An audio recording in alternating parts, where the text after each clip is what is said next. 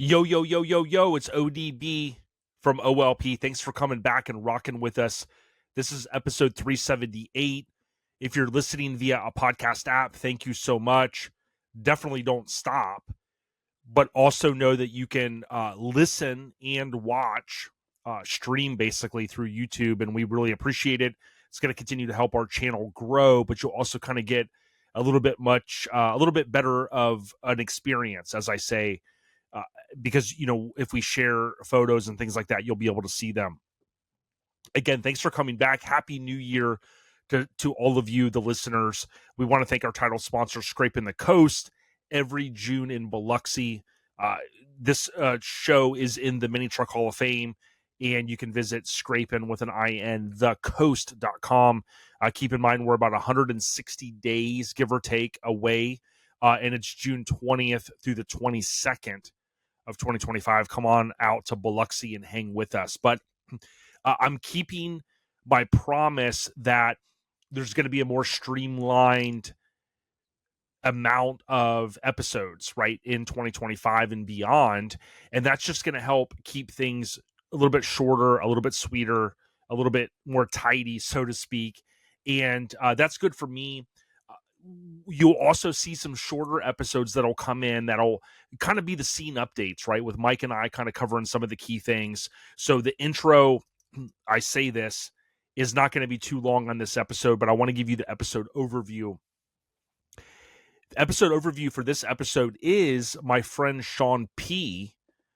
And Shaun is from All About Los Angeles. Now, I know some of you are thinking, hey, man, ODB, the last 8-9 years, you come out guns a-blazing, so to speak, with episode 1 of the new year. And absolutely.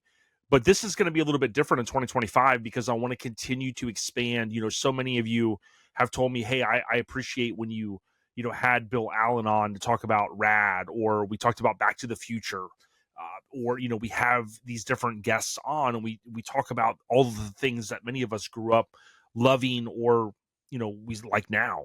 So Shaun is that's why I titled this episode kind of Pop Culture Talk, because Shaun and I became friends through social media, visiting the movie site locations, album cover locations, TV, movies, if you will.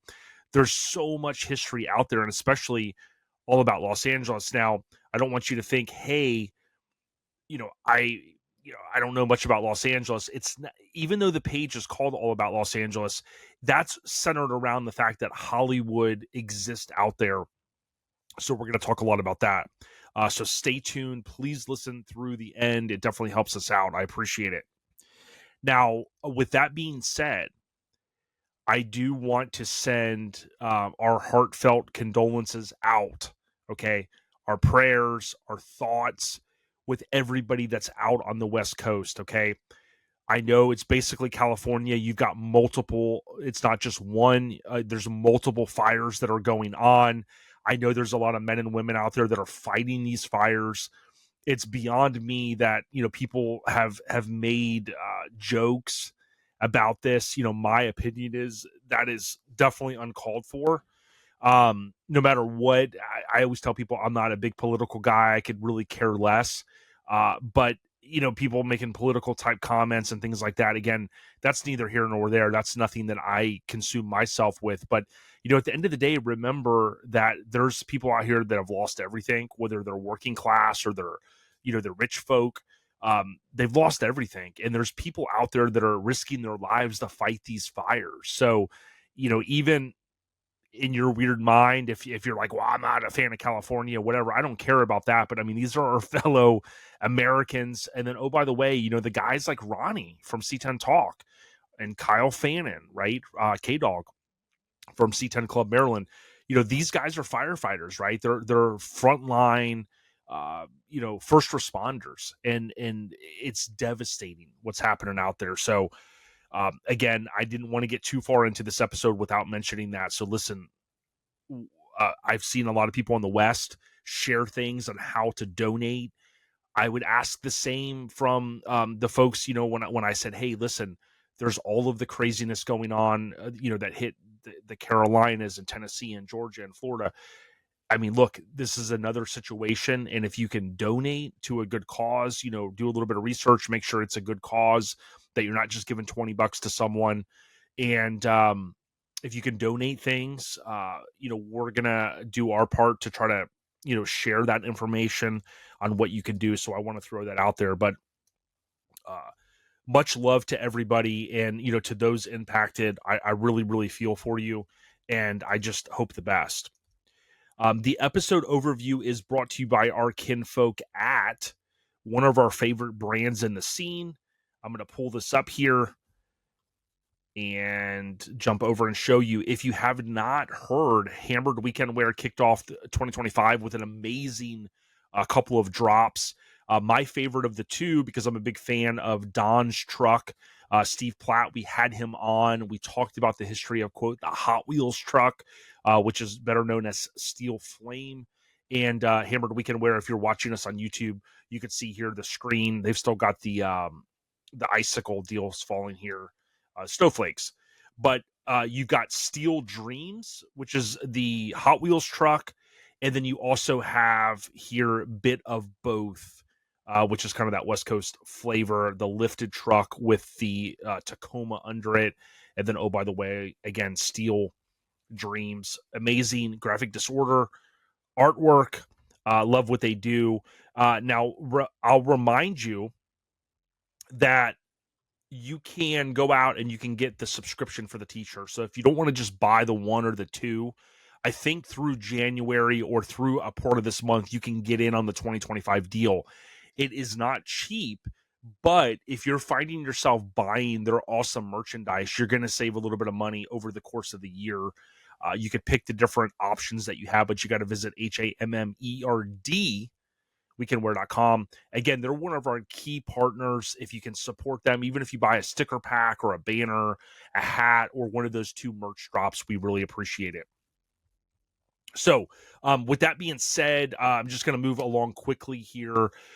Really, from a breaking news perspective, we're just over a month out from LST. So I would just tell people, if you can, plan to come out to Conroe that last weekend in February. It's going to be amazing. It's always a great time, and it's arguably the biggest and baddest truck show. It is car and trucks, but let's be honest, 90% plus, I would venture to say, is cars, or excuse me, is trucks. Hence why I say it's a truck show. So huge shout out. You can visit LoneStarThrowdown.com. The general updates, I really don't have a lot to share. It's the holidays. I want to thank, let me rephrase that. We're just getting past the holidays. And, it was a great time. I spent a lot of time with the family, and it just has just been awesome. I haven't been stressing about the podcast. I'm a little bit behind on wanting to get more content out from a YouTube perspective. So I'm going to ramp that back up. I've got a big home project that I'm dealing with right now that's actually going to tie into the podcast in probably the next 6 to 8 weeks. There'll be additional information forthcoming on that. So just a lot of good stuff going on. So again, I want to, just say, I hope that you guys found some time to spend with your families during the holidays. I always talk about how important that is. And hey, it's, you can always get on your phone. We can always play with our phones. We can always kind of check on the news and do all of that stuff. But, spending the time with your family, that's the most important thing. I do want to just throw a quick shout out here to Doug Wilson. Thank you so much for coming on to tell your story. Rest in peace to his awesome wife. If you haven't listened to that episode or viewed it, please go back and do that here on our YouTube channel. I really appreciate it. The general updates brought to you by Southeast Mini Truckin Nationals. Every April this year, it's the very end of April. We're going to be out in Maggie Valley, North Carolina. Even if you can't get a golden ticket to get in the event, it is free to cruise. You can buy a wristband. Come on in. It's going to be an amazing event. The 31st annual Mini Nats. All right, trivia. I got one question for all of the Mini Truckin Syndicate out there and all of the amazing listeners. Are you ready? Because clearly Miggity Mike the Mayor is not. He is not here. He's out gallivanting, getting ready for Eastbound Get Down, We hope to see everybody in 1 week from now in Ormond Beach for the amazing event at Destination Daytona. This is a fun one. In a few minutes, we're going to roll into Shaun's audio. What are the main members of NWA that we all know, right? So not the very infancy, but, when you think of, if you came from my era, NWA, right? They spawned so many different offshoots, labels, groups. They're still making music today, which is insane. So there were five original, well, not original, but there were five main members that we all know. Can you name all five? I know Joey Whitby's over there. He's got the dash. He's already told me insurance is not going to cover him reinstalling the dash because he's pounding on it. But number one, we got Eazy-E. We got DJ Yella. We got the Dr. Dre. We got Ice Cube. And did you forget? Hopefully not. You got MC Ren, the Villain. So many EPs, so many singles, the albums, if you will, that have come out over the years. And then you think of Cube and all the albums. He just put out a new album last year. Dre put out an album with Snoop. Yeah, maybe wasn't what we were all expecting. And then MC Ren, he's dropped a few singles over the years. He's kind of stepped away, I think, from music a little bit. But so you got Eazy-E, DJ Yella, Dr. Dre, Cube, and MC Ren. The trivia is brought to you by our kinfolk at Garage Gear Clothing. Visit garagegearclothing.com. They do have an option for free shipping. You can, of course, pick up their merch at shows nationwide, including Conroe, Texas, at Lone Star Throwdown. Show the fam over at Garage Gear Clothing a little bit of love and let them know that OLP sent you. The scene updates, this one's really quick.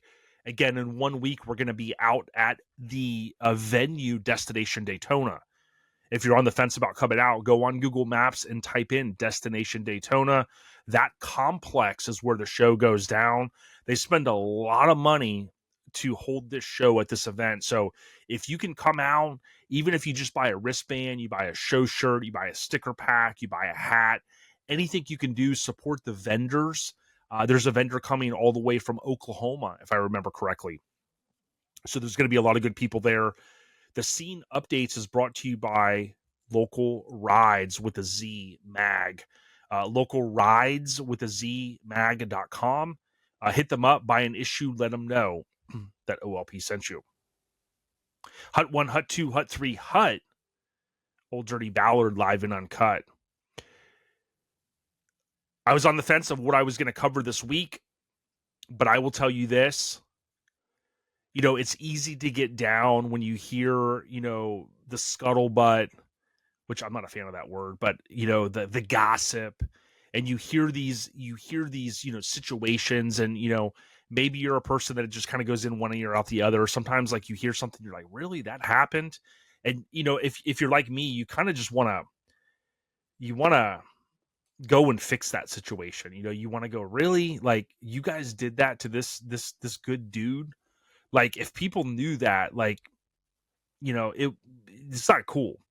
But at the same time, I got to remind myself, and I constantly have to do this, that, hey, I got to look out for myself. I got to look out for my family, right? And I don't mean, like, not helping friends, like I've alluded to before. But what I mean is, like, think about this. You don't want to keep telling people, man, stay in your own lane, man. It's a new year, stay in your lane. And then, oh, by the way, I'm changing lanes every second, trying to fix every other person's issue, right? Or every club member issue, or every chapter member issue, or, whatever, right? In any club. So I think, like, as I've gotten older, I've just learned to stay quiet.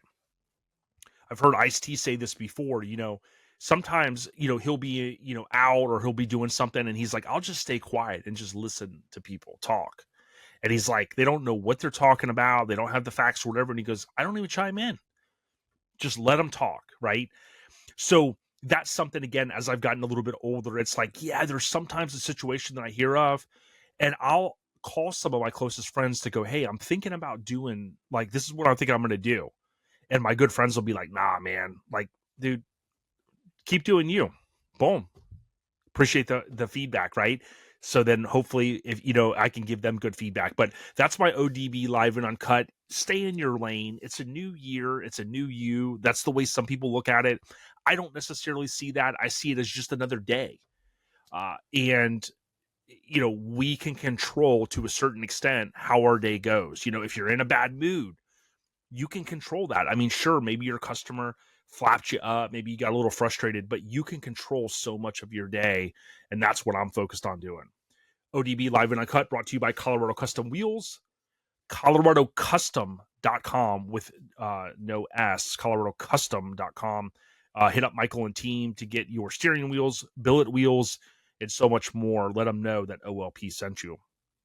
The podcast updates, there's really nothing to cover here. I would just tell you right over my shoulder, we do have the new artwork on our website, lifestylepodcast.com. You can go pick it up. This is If Marty Was a Mini Trucker, and I really appreciate all the support. Again, Mike and I appreciate it. Shannon has helped us so much over the holidays, shipping out stuff, getting those orders ready for Mike to take to the post office.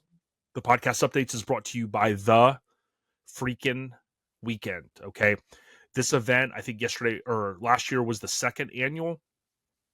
Hopefully we'll see you guys next year in Biloxi. I say next year, in 2025.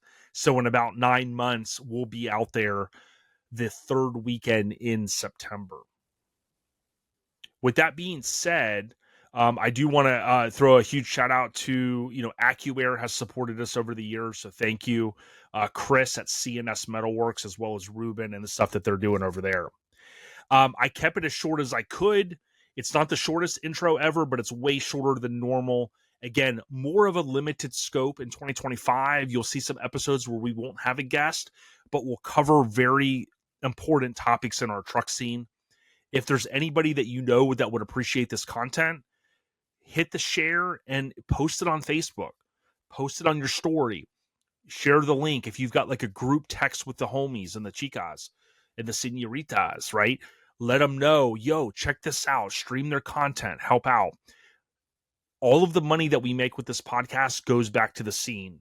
After LST, we're going to be paying for our Best of Awards. We're going to announce, as I mentioned recently, the 2024 OLP honors at Mini Nats. Okay, a little bit of a change this year, but it's really a fun-filled weekend. It's a lot of the people will probably be there potentially that are going to win these awards. So again, we try to give back every step of the way, and we couldn't do it without folks supporting the merchandise that we do and supporting the podcast. If you want to become a member on YouTube, that's an option as well. So I appreciate each and every one of you.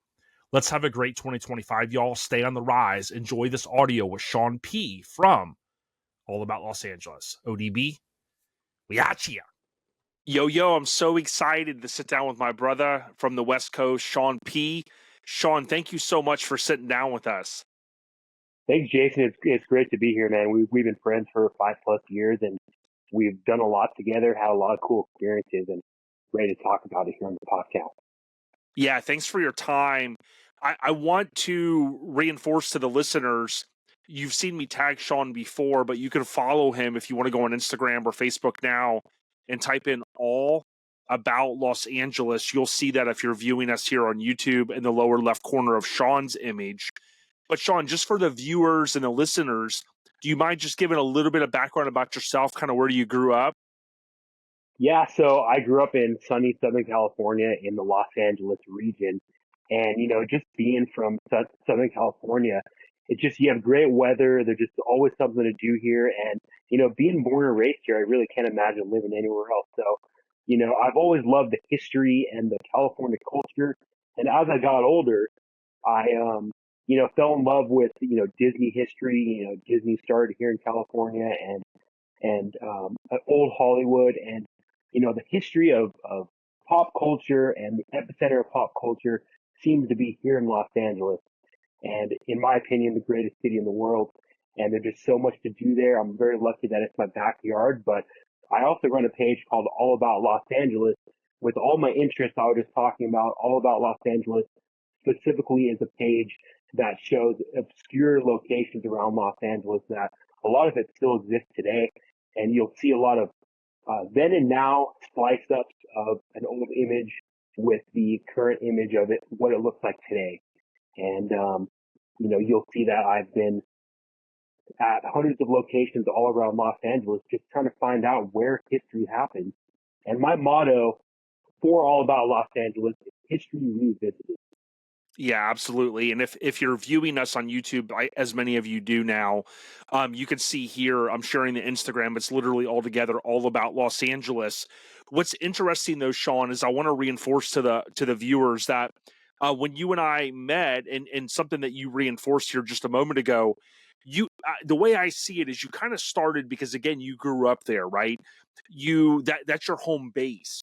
But the great thing about what you do, and I want the listeners to know, although the page is named that, you certainly venture outside that region, whether it's sandlot stuff, East Coast with Florida, so much we're going to talk about. But I want people to know that you have ventured out as well. Yeah, you being from Florida, Jason, it's great to visit Florida, and there's so much to do in Florida that a lot of people who've lived in Florida all their life have no idea about. And so hopefully we can educate the viewers on, just trying to find out the history around them. There's always something, whether it be a historic landmark plaque or some kind of old building, or there at least is something you can find around you. So I recommend and encourage everybody to go outside and explore and find history on what's around you. But, still a lot to do in California, but I've been branching off lately. And so, even though Los Angeles is a city, Los Angeles is also kind of a term for pop culture. Sure. When you hear that term Los Angeles, you just think of pop culture. So all Yeah. about Los Angeles. Yeah, absolutely. Yep. Culture. And what's ironic is we'll talk a little bit later. I have a brand, Lincoln Addict, which is kind of why I wear the LA hat. But I know I want to give a tip of the cap to you, big Angels fan. So I had to rep the A today for you, Shaun P. Yeah, go Angels. And the way that we got in touch, Jason, was I believe I posted some kind of either NWA photo or some kind of West Coast hip hop photo that either DJ Speed shared, that you probably saw on his page, and you came across my post, and here we are today. Great friends, a lot in common, but specifically West Coast hip hop and rap. Oh, yeah, for sure. And that kind of segues into my next question because here's the ironic thing. We're a little bit different in age, right? So you're a little bit younger than I am, but we have so many shared interests, right? In terms of pop culture and things like that. Give me a little bit of insight, like when you were growing up, right? And for the listener at home that might be going, okay, what were some of the things you were into as kind of in your youth as you got into being a teenager? Yeah, when I think about all the music I was into, a lot of the CDs that I got for Christmas, I mean, one of the first explicit albums I ever bought was Americana by the Offspring. I remember asking for Satellite album by POD. And Yeah. so, a lot of those bands. And then I realized once I got older in high school was when I realized the geography of my hometown compared to the distance of Orange County, Los Angeles, where everything was happening. I grew up about, I would say, less than an hour from Long Beach. Eventually I moved out that way, but when I was growing up, Long Beach was only an hour away. And I was living out here when Eazy-E was alive. And so just thinking about the time, like, wow, I was living out here, 5-year-old kid, when Eazy-E was, down there 30 years later, I'd be visiting the spot. And, but mainly what really got me into this then and now history was Disney and Disneyland history. Disney started in Los Angeles, started here in California, a global empire started here right in Los Angeles. And when I was a kid, I just loved the story of Disneyland and how Disneyland started. And Walt Disney didn't have any money, and everyone thought Disneyland would fail, and now it's a piece of Americana, a piece of history. And so my very first mashup was a picture of me and Walt Disney walking through the castle. It's a very iconic photo of Walt Disney walking through the castle in the morning. And that's the very first mashup I ever did. It came out spot on, and that opened the door for me to explore more of this pop culture. Yeah, so cool, man. And like to your point, I want to hit upon some of the other history as we kind of go on. But what's unique is, to your point, growing up and you realize, like, wow, I live in this area where all these TV shows and movies and whatnot are filmed. I had Kurt Crucial on several years back from 80s Life, right? And his channel, from a YouTube perspective, has really blown up.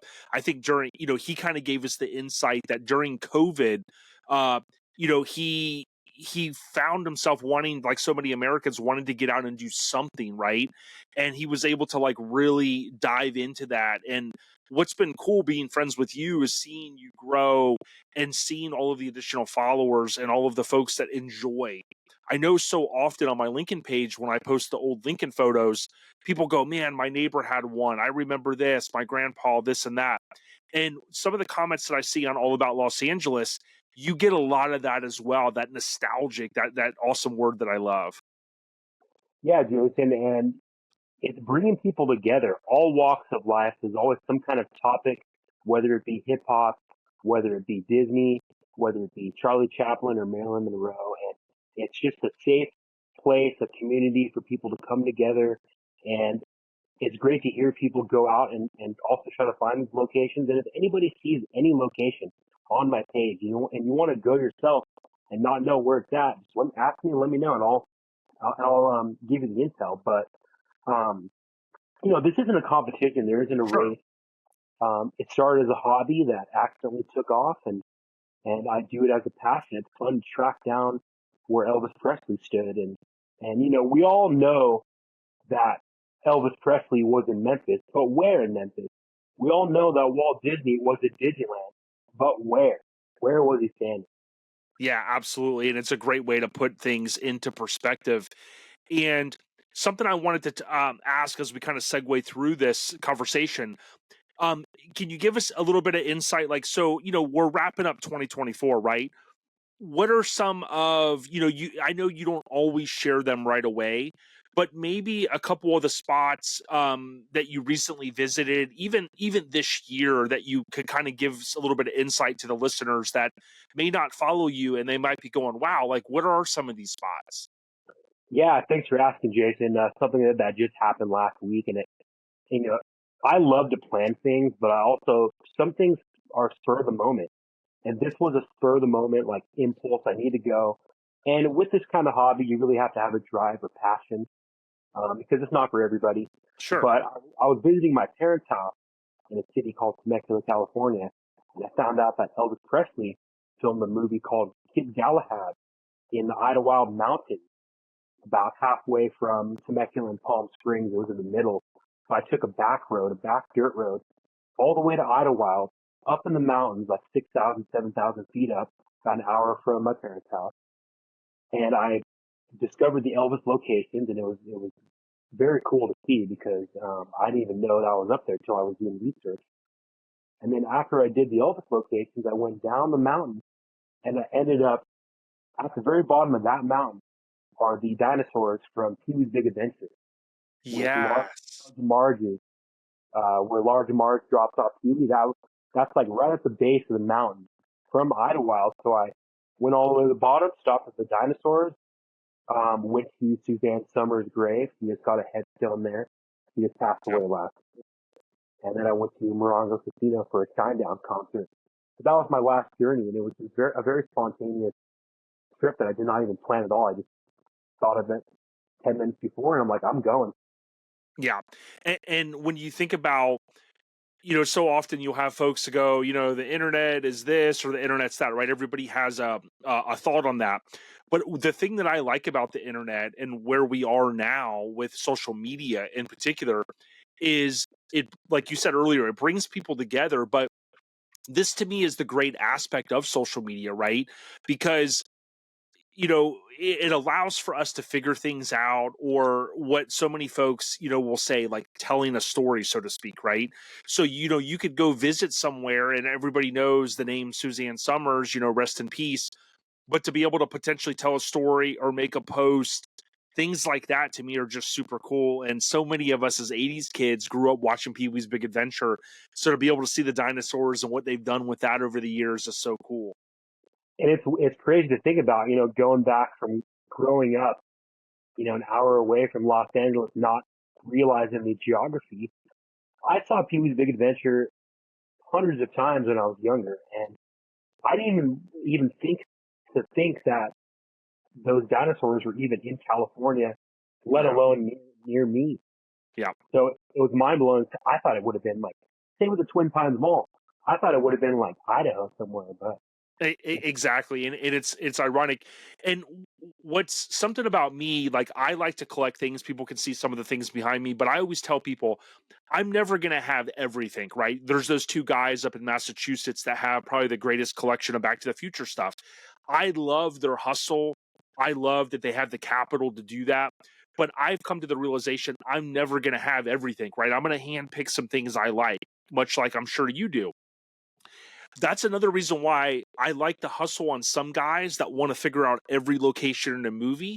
But I probably align a little bit with you where, I like to kind of go and visit some of them, but I may not have the time like Kurt Crucial to like figure out every single little thing. I just enjoy being able to go to some of them and kind of feel like, wow, in late 1984, they were filming Back to the Future here into 85. Wow, like we're standing right here is so cool. oh, it's crazy because we think of these people as a myth or a legend. We don't even think about these people as real because they died way before we were born. So to know they actually stood there, and we'll probably get to talk about all our experiences Sure. from Ozzy Osbourne to John Lennon to Martin Luther King Jr. to Bucky. Yeah. Yeah, and I want to talk about those in just one second, but I want to ask you this, like if you were to think back, right, before we talk about some of our specific experiences, what is maybe your top one or a couple of just locations that maybe you felt like, wow, like I'm here, or whether it was one that someone else had figured out or maybe you did some research and it wasn't well known online. Are there a couple that come to mind that you go, wow, this is one of my more favorite spots? Yeah, having an eye for LA, I can recognize things in movies just because I'm familiar with Los Angeles. So, Yeah. so I can recognize Los Angeles in movies. So things like that. Um, but what really got me started and what really blew my mind getting into locations were two specific locations. Um, I was introduced in Hollywood probably around 2009 was the first time I started going there. Excuse me. And the first time I went to the Super Bad liquor store, Super Bad just came out like 2 years before Yeah. that year, 2007. So when I was at the Super Bad liquor store where McLovin punched out, I was like, "Holy snikes! This is the spot where McLovin gets punched out." Like that was an iconic movie. Oh It yeah. was, it was popular back then. So when I was at the Super Bad store, just being there, and then there was a sign on the door that said "Super Bad Deals." So that's how you knew you were there. Yeah. And also down the street from the Super Bad liquor store is the Burger King from Back to the Future, where Marty McFly escapes out of Doc Brown's garage. On a mini truck, holding on. Yeah, and so that was probably the very first Back to the Future location I ever went to. And when I went there, I was very mind blown because Back to the Future pretty much got me in the filming location. Yeah, and let's talk about this really quick because this is something that was so intriguing to me. Like as a casual fan, years ago, I probably didn't know this, but I would see a post, and this is why I think it's so cool that what you and others do to tell this story. But if you think about where the Burger King's at, right? A lot of people see Marty, kick the gate, and he kind of comes out, jumps on the Volterra, and then boom, he's hanging onto the Ford Ranger. But what people don't realize that quote movie magic, and as often as our friend, our someone that we kind of look up to, Adam the Woo, he talks about the set dressings, right? But Doc's, fortune that he lost, and now he's in that basically is a facade, right? So to your point, when you go there, you get to see some of that movie magic because you're like, oh, okay, there's nothing really there. Right, because it burned down in real life. And, when you're at that Burger King in Doc's parking lot, this isn't Burbank. You're in Hill Valley. This is real Yep. life Hill Valley. Yeah, it's so cool. Now, I want to talk to you about some of this my favorite spots that I've seen you visit. You hinted at some of these, but Like, for instance, right? If keep me honest here, Shaun, the U2, is it called the Joshua Tree, right? That one's like pretty far off the beaten path. But people like yourself and somebody I follow, Film Tourism, I believe her name is, she travels the world. Some of these are not easy to find, but keep me honest, you did make it to Joshua Tree. Yeah, so they call it the Joshua Tree, but it's nowhere near actual Joshua Tree. The Joshua Tree National Park is um, near Palm Springs, but where they did the Joshua Tree photo shoot is kind of near Death Valley. So the photo shoot with the tree, the Joshua Tree, is still there, laying down, and the coordinates are easy to find online. That's how I found them. The exact coordinates are online. And if you plan on going out there, you won't have any cell phone service. So what you got to do is get Google Maps and download the offline data so you Yep. can still have your maps working while there's no service. So that'll take you there to middle of nowhere. If you're a dedicated YouTube fan and you want to drive 4 hours for that one spot, go for it. But luckily it was on the way to Death Valley, so stopped there. And there was cremated ashes someone left there. I mean, people all around the world leave stuff there as a shrine, a U2 shrine. Yeah. So that was pretty amazing because that is the spot based on the mountain range. These mountains never change. I love lining up rocks, love lining up mountains because those never change. And then went all the way to Death Valley, and there's a lookout point called Zabriskie Point, and that's where they took the actual album cover for the Joshua Tree in Death It's Valley. so cool. And I wanted to start with that one because I want people to know there's a huge dedication in this. And, sometimes it's, on the corner around from where you live, depending on where you live, right? But sometimes it's also kind of a trip, it's a mission. And, certainly we're thankful that Apple has rolled out the satellite feature on some of the newer iPhones, right? So, if you're, God forbid, you're ever in a tight situation, you can still connect that way. But to your point, for the most part, yeah, you've got no cellular service. Um, yeah, crazy dedication on some of these, which is awesome. But here's something I thought was intriguing. When I was a kid, I watched Knight Rider, and I wasn't the biggest Knight Rider fan, but I mean, as a kid, who didn't love Knight Rider, a talking car, right? So years ago, I started watching the Knight Rider historians, and these guys, Joe and they're unbelievable, right? And they're obsessed with the locations and figuring a lot of the stuff out. And to your point, I say all that because the mountain ranges and these rocks behind there and stuff, it often will kind of be the tell, so to speak, on how you can figure some of the stuff out. And it's just so intriguing.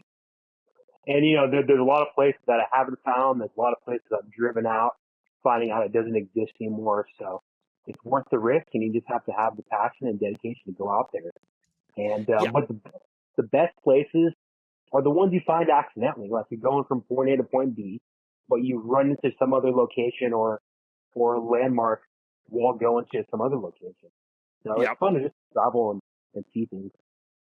Yeah, and keeping on the same subject, this is one that I know is near and dear to your heart, and I want people to know we're talking to Shaun P from All About Los Angeles, not only on Facebook and Instagram. I know you haven't done a ton on YouTube, but you do have some YouTube content that's going to tie into this one.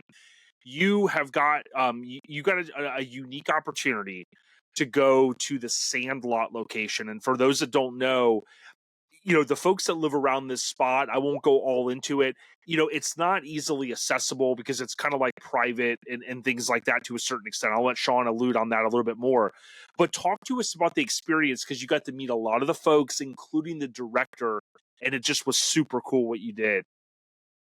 Yeah, so The Sandlot, the movie The Sandlot, very iconic movie, was filmed in Salt Lake City, Utah, based off of Los Angeles in the 1960s, but they did all the filming in Salt Lake City, Utah. Somehow I found out that they were having the 30th anniversary event at the actual Sandlot. The Sandlot where they filmed the movie is a private lot that is kind of settled in the backyard of probably 6 or 7 different homes. So each owner owns a piece of it, but it's one big vacant lot back. And so I flew out there, and the ticket was probably $300, and you got to meet all the original cast. You got to be on the field, and buying that ticket gave me the opportunity to be on the field because there's no way, shape, or form anyone could be on that field unless there's some kind of public event like that. So I drove all the way down, and that movie is very iconic. There are baseball players that play baseball today because of these actors, because of these kids from the movie. So it's a very influential movie with American sports and baseball. And so being there from Benny the Jet's house to the Vincent drugstore, you name it, the Sandlot, it's all around Salt Lake City, Utah. And if you're a fan of that movie, I recommend going out there. But I met the entire cast, and I told them that they're in one of the greatest movies of all time, and I told David Mickey Evans that he made one of the greatest movies of all time, and he stood up out of his seat and initiated and gave me a hug. And loved to hear that I told him that, and it just makes you feel good because, yeah, these are more than just movies, but they just mean so much to us. Can't explain it. The viewers know what I'm talking about, the feeling that you get from these movies, but these are just more than movies. Yeah, when you hear the word Americana, and you think back to that era, when people watch Stand By Me and they watch The Sandlot, and it brings back to an era. Even you and I, although we didn't grow up, you see the drugstore, right? You see the boys going in there and buying the things and whatnot, and pop and all that, right? The different terms throughout the U.S. It's so neat because we can appreciate it, right? It's like the set dressings they do, the locations and things like that. And it's super neat because as a kid, you watch the movie and you're like, oh, it's a baseball field, whatever. But then when you see some of the drone shots that folks have done, or to your point, getting a chance to physically go there, it just really kind of gives you a new perspective. And I would encourage people, I'm going to put a link in the description of this YouTube video as well as the podcast. Do me a favor, go over and click on it, watch it when you have an opportunity, and subscribe to Shaun's channel, because I really have a feeling that as time goes on, Shaun, you're going to continue your amazing social media presence, but you're going to continue maybe even expanding even more on YouTube. And I always love seeing that. Right, Jason, thank you. And I wish I have all the time in the world to do all this. Yeah, And that's kind of why I make short videos more than longer videos. sure. It's just hard to find the time. And I'm just so busy in life, and I do this on the side. But luckily, I do spend a lot of time with it, but it's still kind of a side project. Yep. But what was I going to say? I was going to say something. While you're thinking of that, I want to ask you this, right? Because I got a bunch of little notes here that I want to make sure I pick your brain. You mentioned the NWA stuff. I want to give a shout out to my buddy Paul Lane. Oh, go ahead. Oh yeah. So my Sandlot video is on YouTube. I have all filming locations with the full interviews from that day. So check it out, guys. Yeah. Check it out, and I'll put a link. I want to ask you this. I want to give a shout out to my homie Paul Lane. When you had me on, you were doing a kind of a live series several years back via Instagram, and you had a lot of cool people on, including I'm not cool, but you had me on, and I appreciate that. And one of the things I had was back here. This is a cutout that I made as a kid from the newspaper here when Ice-T had formed his Body Count kind of hard metal band, right? But I want to give a shout out to Paul Lane. He chimed in, or he viewed that little interview we did that evening. And, he really got me, although I was kind of into NWA as a kid, he got me really into the West Coast music. And what's been mind blowing to me is, you know, and I know you may not want to give away all the secrets, right? But a lot of folks, when we try to figure out these locations, sometimes it's talking to the photographer, sometimes it's talking to a guy like DJ Speed, Speed that's been around and things like that. But it was amazing to me. I think it was Norwalk when you got a chance to go into the late great Easy E's original backyard, and that's where the 187 killer album cover was shot against the brick wall. That was mind blowing, Shaun. Yeah, crazy how that happened. And I found out that a lot of pictures were taken out front of the house with Eazy-E's '63 Impala. Yep. The freeway's on the other side, right? Against that. Yeah, it's literally right off the 605 freeway in Rosecrans, and that wall, that little brick wall, is the freeway. So Yep. I posted the pictures from the Impala photo shoot, and somehow the owner of that home saw it. So I don't know how he saw it. Maybe the algorithm took him to it, but he hit me up and asked me if I wanted to ever come by to document the home. And so I took his offer up and I stopped by the home, and I became good friends with him and the family. And And, there's really not much since it, it is a private home now. So I'm very lucky he showed me the backyard, but he told me that he was repairing the wall. So the slit in the very middle that Eazy-E standing in front of, the left side of that wall from the split is new wall. And the wall on the right side is original. And you can line up everything on the right side of the wall. But while the owner was redoing the left side of the wall, the neighbor came out and said, "Hey, did you know that this was the Eazy-E wall from this album cover?" And it was already destroyed.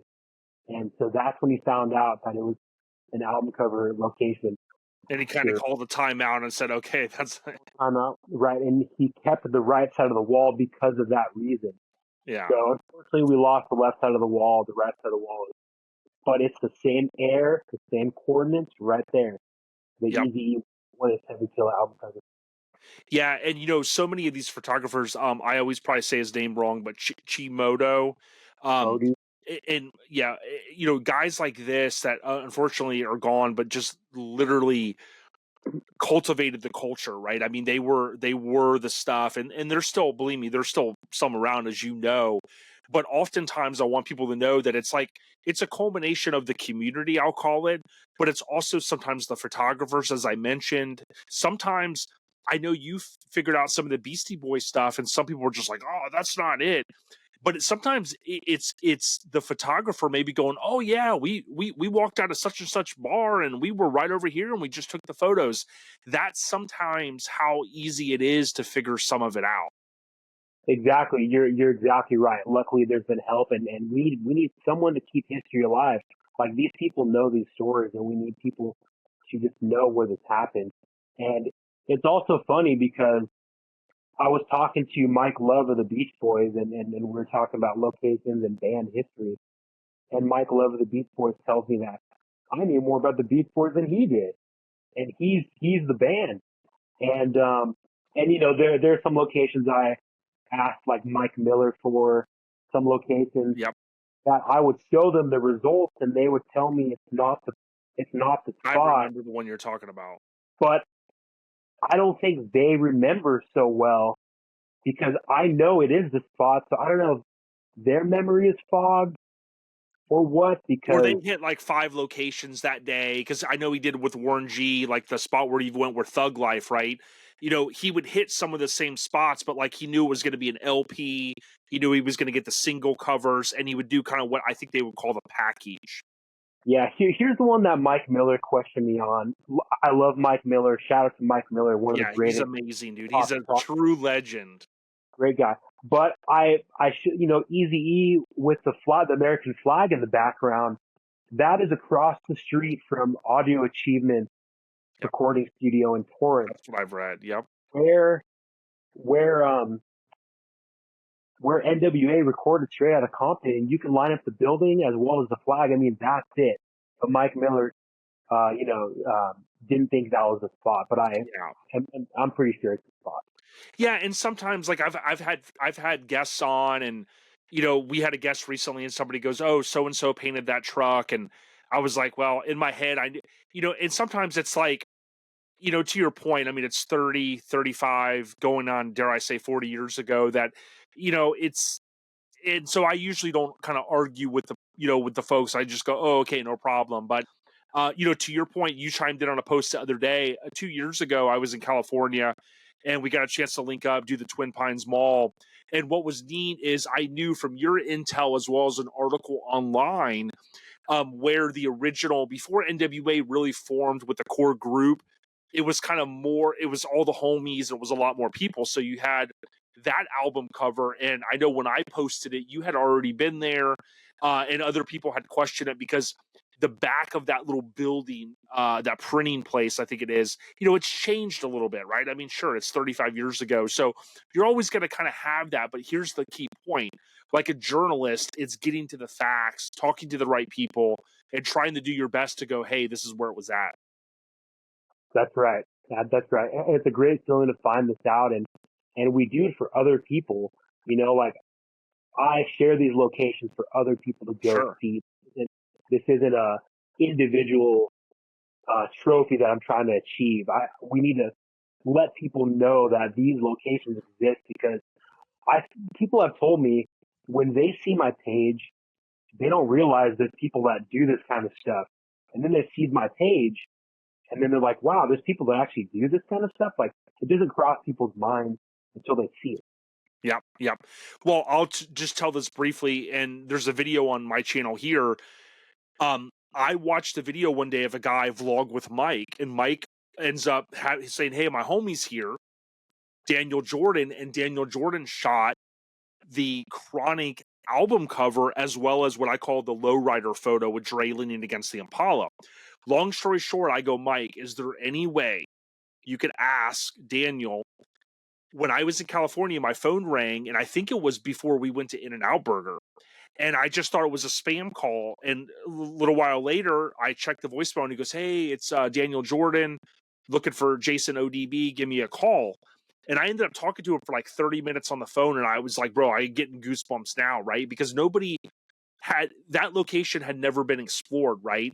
But what was so neat about it, right? And Shaun, you know this, is as a fan of something, whether it's Back to the Future or me with Dr. Dre and the Chronic, to be able to kind of unlock one of those little mysteries or like an unknown fact, to me is just mind blowing. And as a super fan, if you will, there's sometimes no greater achievement than kind of, locking in one of those items, isn't there? Oh, totally. And to the common man, the street corner from the Warren G Regulate album could be just a regular street corner. But to us, that little space is sacred ground. Boom, sacred ground. Absolutely. I want to talk to you about a few others, but a few years ago, and I think some of these are kind of maybe gone to history, right? So I've been an Ice-T fan. I mean, a long time. My friend Paul was too. This is, like I said, the old clipping from the Tampa Tribune. Ice-T has so many stories. I have a few of his books. I have all of his albums. But back in the day, he has a story where he had a Porsche and he cut the roof off of it. And he was mobbing around LA doing what he did. But there's that famous album cover and single cover, I think it is a single cover, where he's in front of the gate, right? And he's kind of chimed in, and you've kind of chimed in as well, and things like that. What's neat to me, though, is maybe some of them are gone to history, but it's still so cool because I kind of like that vinyl's making a comeback, because like some of these album covers now, they don't capture to me what the essence was even back in the 60s with the Beach Boy type stuff and the Beatles. To me, it felt different with those type of album covers. Yeah, exactly. You have real life locations, like even the new Ice Cube album that just came out. Like, where is that location? There's Right. real life, real world candid shots of real life people. Yep. Okay, a couple more things, but I want to run this by you because we talked about this. I'm a huge Tom Petty fan, okay? Now, there's an article on Far Out magazine that they did this article a couple years back, and I want to quote this part here. Uh, he goes on, he talks about some of his favorite artists, right? And he says, this says, Petty believed nobody was more individually talented than the Beach Boys maestro, Brian Wilson. Not only was he an artist Petty once hailed as the greatest, but he also believed Wilson was responsible for crafting the best album music has ever known. And I won't go on to read the rest, but basically what he kind of says is if you listen to Pet Sounds, right? And for some of you that are listening, you're like, well, what the heck is that? Believe me, if you have Apple Music or Spotify, you'll know the songs on Pet Sounds, right? You have kind of made some inroads, as you alluded, with the Beach Boys, right? People don't realize, I know some people, we live in a microcosm of, they only see what's in front of them, but I would encourage people, when you talk about some of the greatest ever, Tom Petty was one of the GOATs. And for him to give a nod to the Beach Boys, he even goes on to say that he likes the album more than the Sgt. Pepper's or whatever, the Beatles album. And I truly think when you listen to that Pet Sounds album, the music is timeless, Shaun. Totally. And, once the Beach Boys came into play, nobody thought of California the way they sing it. Before the Beach Boys, people thought of California like the Wild West John Wayne. But once the Beach Boys came in singing about surfing, fun in the sun and beaches, that's when people started thinking of California as the beach life, fun in the sun, California, because of the Beach Boys. They're the greatest American band of all time, and yeah, they're the greatest band of all time in my opinion, and they're from Los Angeles. Oh yeah, we're talking to Shaun P from All About Los Angeles. What's neat is when I think back as a kid, I've often said this. There's so much media that's lost. When I was younger, ESPN had a show called Hot Summer Nights. And I mean, we're talking 86, 87, 88, and they would show in California the street jams with skateboarding and BMX, and they would have the sailing with the wind sailor deals and all that. But I also think back to your point of the 60s and even before, but like you think of the Woody wagons with the surfboards, and I think the Beach Boys really captured that. And it's just like truly iconic Americana music. Exactly. And when people think of the Beach Boys, they think of Surfing USA, fun, fun, fun. But I encourage everybody to go in depth with the Beach Boys discography. There's The some deep great stuff. cuts. You can find some great stuff that make you realize they're the greatest band of all time, other than just their anthems you hear in the supermarket. Yeah, yeah, absolutely. Amazing songwriting. And back in that era, a lot of people don't realize like songs weren't even really 3 minutes. The 3 minute songs kind of come in later, but it's just super timeless. What was neat is when you came to Florida several times, and we always try to link up. In Tampa, we went to the University of Tampa has a marker, and there is discussion over this topic, but their marker says, hey, this is where Babe Ruth hit his longest home run. Of course, it wasn't a big league stadium, and there's kind of a story behind that. But, we did some of the JFK stuff. He was here on 11/18 of 63. We also ventured over to the greater Orlando. I tried to meet you over there. And then you mentioned the MLK Jr. Photo as well. To your point, it's not all one state, and it's you made a statement earlier the way you kind of see your brand, right? Revisiting history and that type of thing, right? But even in Florida, some of the gravesite stuff you've done as well is just truly amazing. Definitely. And another top-notch band high up there with the Beach Boys is Leonard Skinner from Jacksonville, Florida. Boom. And they're all buried out there. Ronnie Van Zant, but Leonard Skinner, another great band based in Florida, Jacksonville, Florida. Yep. And let's give a shout out to somebody I know you probably watch as well. I've always enjoyed Scott on Tape. My friend Ruben does as well. And, Scott on Tape did a very cool video talking about Ozzy's band, right? So when you came here, you go, yo, Jay, when we go to Disney World, I got some cool lineups. Check them out. And talk to us a little bit about arguably at that time and are still arguably he was going to be the greatest of all time. He was an amazing guitar player. But talk to us about lining that one up. Yeah, so Jason and I went to Disney World, and there's lots of pictures of Ozzy Osbourne and Randy Rhoads in the band at Disney World, and it all looks the same today. So we did some lineup. Check out the videos on my page and the photos on my page. But there's a picture of Ozzy Osbourne on the Main Street train station. There's an easy one of him from the castle, and a couple of photos of John Lennon too. John Lennon loved Disney World, and a lot of people don't know this, but the official document that John Lennon signed to end the Beatles took place at the Polynesian Hotel in Walt Disney World. So John Lennon put the pen to the paper to end the Beatles at Disney World. It's crazy. And we also visited the Richard Nixon spot where, he came into kind of the press room. He was there at Disney World as well. And he had that famous, not meltdown, but famous media interaction there, and that stuff is kind of cool. But one of the other crazy ones, and I didn't know a lot about this, so I want to give you credit because I mean you come up with some cool stuff as well. But afterwards, we actually lined up. Now, although I think Shaun and I would both agree that this guy was not a good person, right? We're never, when we post things, and I know Shaun, you sometimes have gotten people, so a little bit of backlash. People will comment here and there. It's pretty rare. But Pablo Escobar, as the story goes, he visited Disney World in Orlando of 1981, and we lined up at least two shots, and that was intriguing from a history perspective. But again, I'm never condoning what said person did. It's crazy because he was a kingpin during that time. He was trafficking drugs during that time, the world's biggest criminal. And here he is hidden in plain sight, having fun at Disney World with his family while he's, the biggest drug lord in the world. So yeah, Pablo Escobar visited Disney World. And it's funny, it's crazy because when I post that photo, Facebook always takes it down. Maybe because of the name. It must be an AI algorithm that triggers the post to be taken down. But every time I post it, they take it off. Wow, And then interesting. going back to the Nixon, Jason, I actually found a couple more cool photos that are much better to line up. So we got to go back there. Yeah, absolutely. Sign me up, Shaun. Now, we've talked about some of the things that I can remember.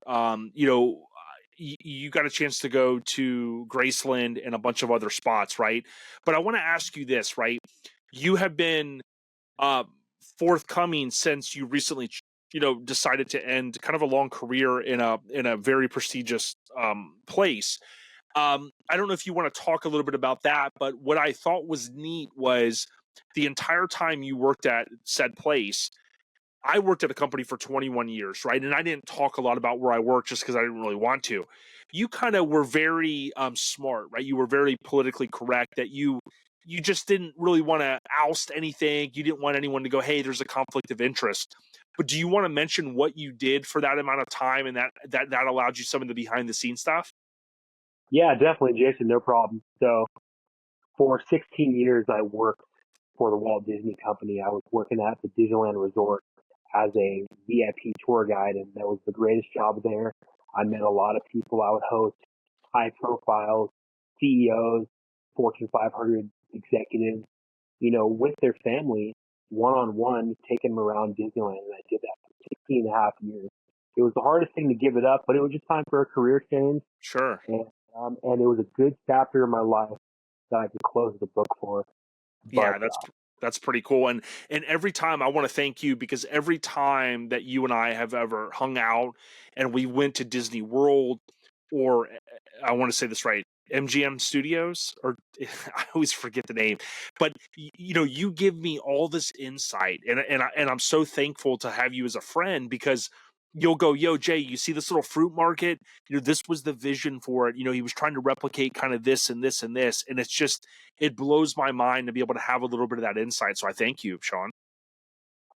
yeah, you're definitely welcome, Jason, and we'll have to go back there to the park. And hey, that Guardians of the Galaxy ride, man. I may not be I'm a theme park person, right? I'm not like, one particular theme park. I love Busch Gardens, but I got to tell you, man, that Guardians ride is insane. And hearing that old music the last time I rode it with you, Everybody Wants to Rule the World, just an iconic song. I'm just like, dude, I wish I could kind of live in that space, man. Did you ever grow up or watch 90s Nickelodeon, or were you a little too older for that? I did watch some of it because of the nieces and nephews and things like that. Because there's a lot of hits at the Universal parks. They filmed all that intro on the New York Oh. street. So there's a lot of old school Nickelodeon shots and shows that they filmed at the regular Universal park. That's on my list that I'll send you info on.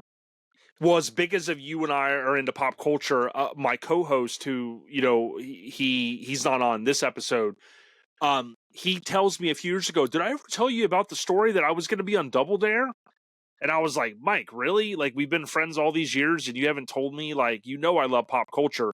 Well, long story short, they picked his family. They were going to be on the family Double Dare, and the power went out at the facility.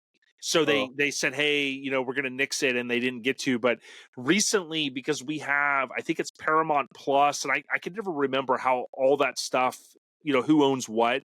But I had went back and started watching Double Dare season 1. And my wife's like, why are you putting this on? And it's so nostalgic because for me as a kid, that was the Nickelodeon that I grew up with. And, Mark Summers and things like that. It just really brought me back to like a good time, good period of my life as a youth. Yeah, I was actually a Double Dare contestant for Halloween about 7 years ago. Really? I just bought a blue Double Dare shirt on Amazon. Had the shorts, had the goggles, bam, easy costume. That's crazy. Yeah, you know what my wife did years ago? We went to a party and it's like you had to dress up. Well, she put these little we had these shirts that said like 99 problems and then the other one was ain't one. Well, she put these little name tag things on us, and when afterwards we went out to get some drinks, and everyone was like, "Oh my god, were you on The Price is Right?" And we're like, "No." Well, it was supposed to be from I don't know if you remember this, but as a kid they had a show called Supermarket Sweep, and it was like they'd run around the supermarket, and it was crazy, and that's what it was supposed to be that, but everyone thought we had been on The Price is Right because the name tag looked similar. And going back to 90s Nickelodeon, there's a convention that I'm interested in going, Jason. It's going to happen when I'm out there, but it's called Decade Day. Okay, And wow. in Daytona Beach, and all these 90s Nickelodeon stars are going to be there, 80s, and like Kel Mitchell from Keenan and Kel, and like a bunch of old school 90s people. It's called Decades Day. I think it's January 23rd, 24th, but look into that and see if you want to check it out, man. But it's coming up next month. Yeah, for sure, for sure. I do have a few more questions for the casual listener, right? You kind of mentioned this earlier. You kind of like to plan stuff. Sometimes you don't. Like I like to kind of be a little bit free as well on a trip. But what are some of the things that you might decide to do in terms of researching? Like if you're going to go to Florida, how do you go through and make a list and go, okay, well this time I want to do these couple of things. Any insight? Yeah, good question. So I'll use Google Maps and I'll plug in all the addresses on Google Maps so there's pinpoints. And then from my location, I'll see which location is the closest to go to. So it maps it all out efficiently. And that's the secret is you got to be efficient. You don't want to zigzag all around LA from Venice Beach all the way to Santa Monica to Pasadena. You want to stay in one area, or you want to do a big circle or something efficient. So you want to make it organized. And Google Maps organizes my whole list of addresses that I'll type in. Look at that, some insight with Shaun P. I did the same thing. I made a list. To your point, a lot of folks may not be like kind of power users with Google Maps, but certainly Google Maps is the stuff. And you can certainly, whether you're just making like a quick, family vacation and you want to do this, this, and this, make a list. I always have lists of restaurants I want to go to, or like I might find something today that I'm like, wow, I want to go there in LA one day. Like I did a ton of research, and we got to link up sometime when I come out there for the Karate Kid, the first film where Miyagi's house was at and things like that. And I'll add that to a list because I know eventually that's on my bucket list. You know what I mean? I know exactly what you mean. And that's the first thing we'll do is once you come out here, and if you can come out here again just to hit up locations that you Sure. want to, we'll plan that like how I come out there. But I know, we're both busy in life. But, Yep. just many good times hanging out here. Oh yeah. Um, I'm trying to remember who this was, but there was rest in peace Morgan Spurlock. He had the Super Size Me film. He passed away. I think it was this year or last year, but it was either a show that he had or something. But he was going around with somebody, and the guy was like, he was excited like we get. And long story short, he said, he loved visiting places that historic events had happened, right? With, a Declaration of Independence was signed and, now it's a CVS or whatever it is. So like I would encourage people to what Shaun said earlier, just know that sometimes, getting out there and finding a little bit of the history that's in your town, in your city, it's really cool and it helps to reinforce to other people things that have happened here. Exactly right. And it's something as simple as just, go to your local town historical society and grab a pamphlet. Oh yeah. Well, That's something. but Shaun, is there anything else that you want to share with us? I can't thank you enough for sitting down, my friend, and I'd like to have you back on and maybe go a little bit more in depth on some of the awesome topics that we touched upon. This could definitely be a 3-hour show, but I encourage everybody to go on my website, allaboutlosangeles.com. Find me on social media. I'm on TikTok, Instagram, YouTube, Facebook, All About Los Angeles, and you can see what's going on. Thank you so much, Shaun. Again, All About Los Angeles, Facebook, Instagram, YouTube. I'll put some links out there. Go show the big homie some love and give him a follow. Thank you so much, Shaun. Thanks, Jason. Talk to you later.